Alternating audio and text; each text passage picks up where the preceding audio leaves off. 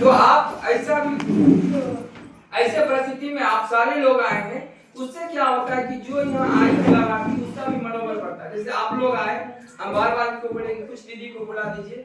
हम लोग जब जीविका से, आप लोग बहुत जीविका से जुड़े हुए हैं, है ना कि नहीं है?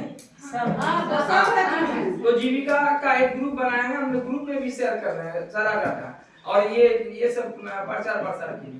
तो जीविका में भी जीविका दीदी का क्या काम है कि एकजुट बनाना, इसीलिए जीविका का नाम रखा है, एकजुट बना के आज लोगों को जानकारी देना। जब आप चाहेंगे कि कोई भी काम, जैसे कि अभी टीकाकरण की बात थोड़ा ऐड करते हैं इसमें, टीकाकरण, अभी बच्चे को टीकाकरण नहीं पड़ रहा है, लोग निगेटिव सोच रहा है कि बच्चा की सुइया लेने पे तो हमारी बेटी को बच्चा नहीं होगा, लोग ये दिमाग में लेते हैं। लेकिन ऐसा बात कुछ नहीं, ये ऐसा है पहले से भी आपने देखते हैं कि कभी कभी ब्लडिंग चलता है, ब्लडिंग चलता है, लोग कहता है कि देखिए ना 1 महीना में 2 बार पीरियड हो गया मेरा। तो ये क्या हुआ कि यूट्रस में उसका सूजन हो गया, गर्भाशय में सूजन हो गया। तो उस सूजन से कम पूरे भारत में कम से कम 3 से 4 लाख महिलाओं की मौत होती है। तो सरकार ने का कहना है कि यदि इस उम्र में हम अभी इंजेक्शन दिलवा देते हैं तो आने वाला समय में इस बीमारी से रोकथाम उसका हो सकता है। जैसे कि आपने उदाहरण के तौर पे पोलियो की दवाई का उदाहरण दे लें, आपने पहले पोलियो का कितना नाम सुने होंगे, लेकिन अभी जब पोलियो की दवाई पिलाते हैं तो लोग पहले क्या करते थे, नहीं दवाई पिलाएंगे बच्चा नहीं होगा। पहले आपने शुरू में जब पोलियो का कार्यक्रम चल रहा था लोग बोलता था, अभी देखिए पूरे भारत से पोलियो मुक्त भारत है। आप लोग, हम लोग, सारे लोग खुशी जश्न मनाते हैं कि मेरे देश में एक भी पोलियो की पेशेंट नहीं है।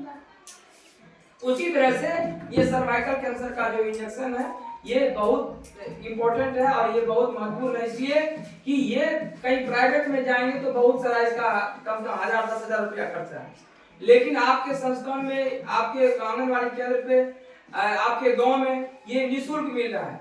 तो आप लोग थोड़ा जीविका दीदी से भी मेरा रिक्वेस्ट है कि लोगों को जानकारी के लिए 14 से 15 साल के बीच की बच्चियों को ये सर्वाइकल का जो गार्डासिल का वैक्सीन है उसको वैक्सीनेशन करवाइए। तो ये भी बहुत महत्वपूर्ण है। जिस तरह से आपने हम लोग अन्नप्राशन और पोषण डे के बारे में बता रहे हैं, उसी तरह से ये भी बहुत सारा महत्वपूर्ण है। तो ये महत्वपूर्ण ऐसे नहीं होगा, जब आपने इसको इंजेक्शन जब कंटिन्यू दिलाएंगे तब आप इसको सही से जब 100% सारे लोग सुइया दिलवा लेंगे तो इस बीमारी से बचाव के लिए मेरा एक लक्ष्य पूरा हो जाएगा।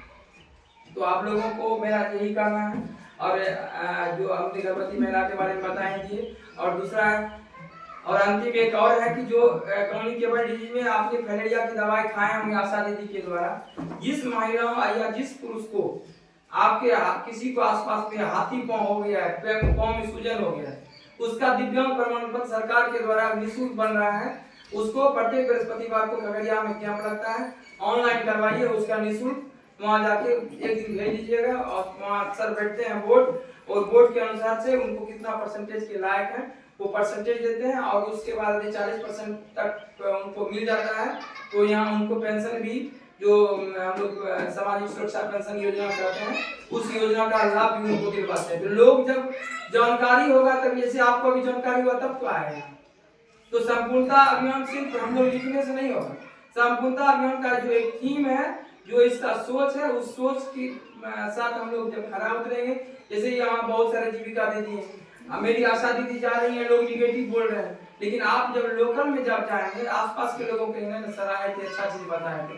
देखिए कोई भी चीज, जैसे कि अभी बताया आशा दीदी कि लोग सब कुछ से कुछ बोलते हैं, निगेटिव बात ज्यादा कोई कुछ बोलता है। आपका बेटा का नौकरी हो जाएगा ना तो बगल का रोटिया भी जलेगा, है कि नहीं? आई वही आपका बच्चा यदि कुछ कर दिया, कहीं गलत कुछ कर दिया, कहीं कुछ कर लिया, लेकिन आप ही का शिकायत करने लगे। तो वही है ये, जब अच्छा चीज लोगों को अच्छा जानकारी के अभाव में अच्छा नहीं है। इसीलिए आप लोगों से भी रिक्वेस्ट है कि ये इंजेक्शन बहुत महत्वपूर्ण है। यदि आपके आसपास क्षेत्र में 14 से 15 साल के बीच की बच्चियां हैं, उनको ये जरूर दिलवाइए, ये बहुत इंपॉर्टेंट चीज है।